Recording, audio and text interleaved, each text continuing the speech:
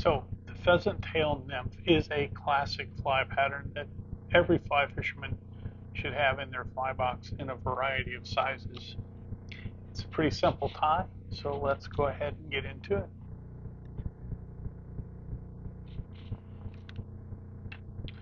So I went ahead and crushed the barb on this hook already.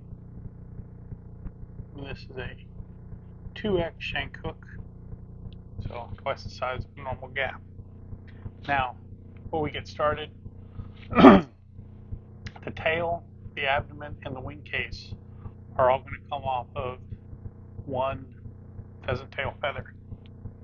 And this pheasant tail feather, by the way, I think I picked up at Hobby Lobby. So, first thing is we're going to put some lead wire to it. And I like my lead wire to be just about equal to the gauge of the hook that I'm using.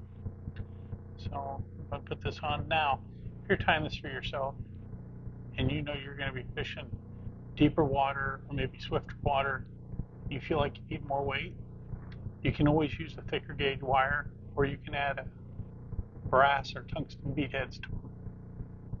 And if you were going to do that with the bead head, you would just put it on before you actually put your hook in the vise. You'd want to put your bead on it. So we're going to like to set my hook kind of as a gauge where to stop everything to make sure I don't crowd the eye when I'm tying. So now I'll go ahead and start the thread. I'm just using some brown thread. And as always, I will post the recipe for this fly in the description below, so you don't have to try to pause or guess what it is I'm using. I'll let my bobbin hang right there. And that is right at where the barb of the hook is. So the next thing I'm going to do is tie in some fibers for the tail.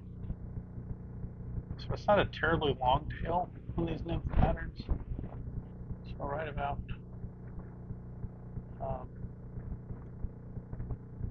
about here is good. I'm going to go ahead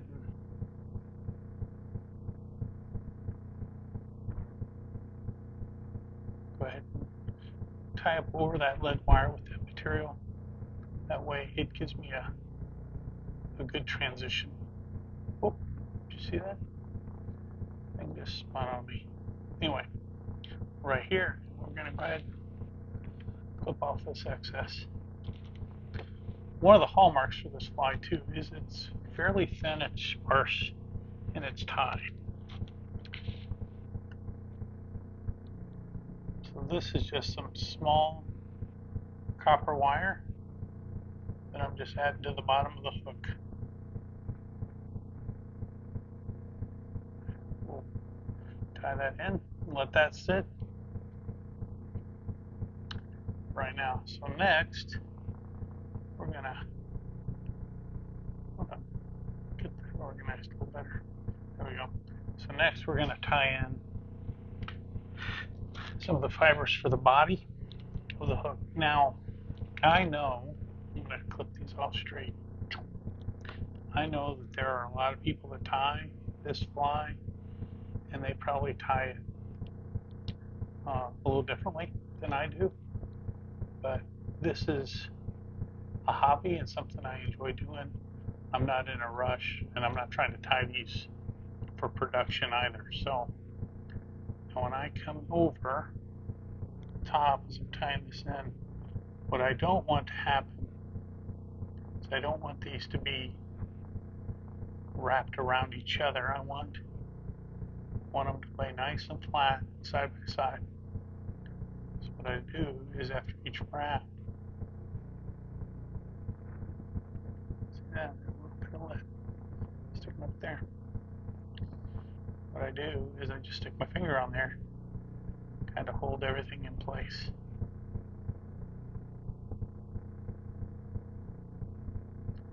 Like so. Just keep wrapping forward till we get to the length of the abdomen we want.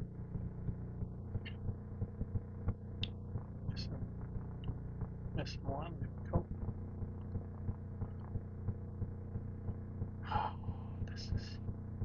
This is fly time. I'm not going to edit that out. Alright, so we're here. I'm just going to give it a wrap. Just kind of capture all those ends of the tail fibers. Clip that off. Everything's working just as it should. I'm going to back up to here. Now we're going to rivet. So you saw as I wrapped the abdomen, I went over the top of the hook. So this time I'm going to go back towards me over the top. It's called counter wrapping. What this will do is it'll add segmentation to the body, but it'll also really protect those brittle pheasant tail feathers, fibers. So now we're just gonna have that, a couple wraps, and we'll secure that down. Now here, what you can do is just spin it back on itself and it will come undone. It's called helicoptering off. So now we're going to pull off some more fibers from the feather. We're going to tie in a wing case. That's probably a little more than I needed. Dropped it, so whoop. Boy, can't hang on to stuff. All right, over here. Cut that off straight. Oh, Lord. Stuff's just falling apart on me. Don't get worried or hassled if that happens to you when you're tying. Just slow down. Everything will be okay. I don't think the fish are going to care, you know.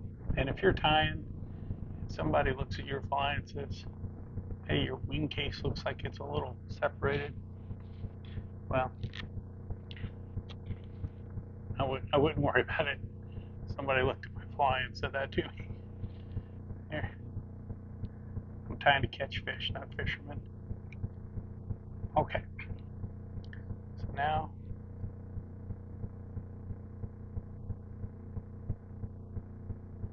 we're going to wrap this. And this is just Peacock Herl. It's one strand.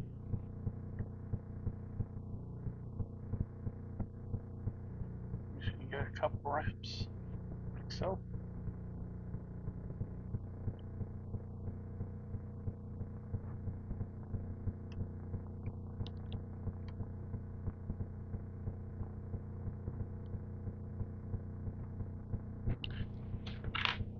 So that is done. And now we're just going to come up over the top with our wing case. And the nice thing about using this is that you can get some cool colors and shapes. Those pheasant tails, as they have a design in them. So, up over. Now I know there are people that at this point, they just take these, they'll fold them back like so, and on the other side, tie them and cut them. I don't do that, because again, these are my flies, so what I like to do is I'll take the tips, I'll separate out, so I have 3 or 4 in each bundle. Those pheasant tails, as they have a design in them. So, up over. Now I know there are people that at this point, they just take these, they'll fold them back like so, and on the other side, tie them and cut them. I don't do that, because again, these are my flies, so what I like to do is I'll take the tips. I'll separate out. So I have 3 or 4 in each bundle.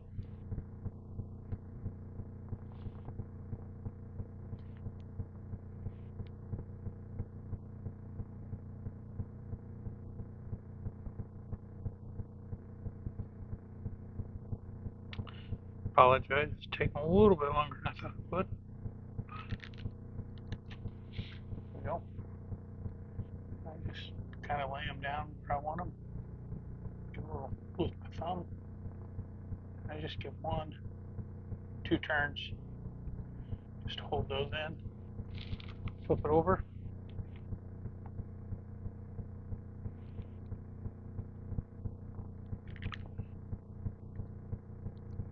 Get the remainder of my material here. And these are the little legs for this fly that when Frank Sawyer tied it, he said they would lay on the side of the body as it swam, so that's why I tied them this way.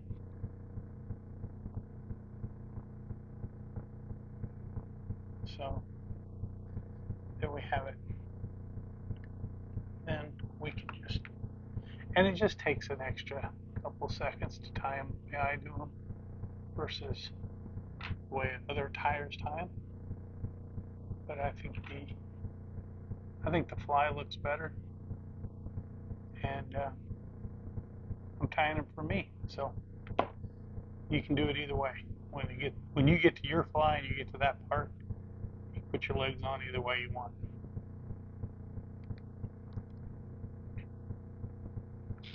Lastly, it will be a 2 to 3 turn whip finish.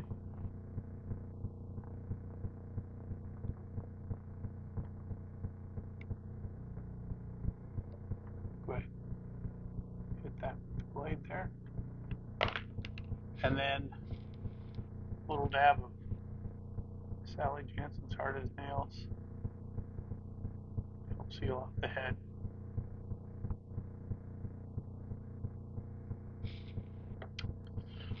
So there you have it, the Pheasant Tail Nymph.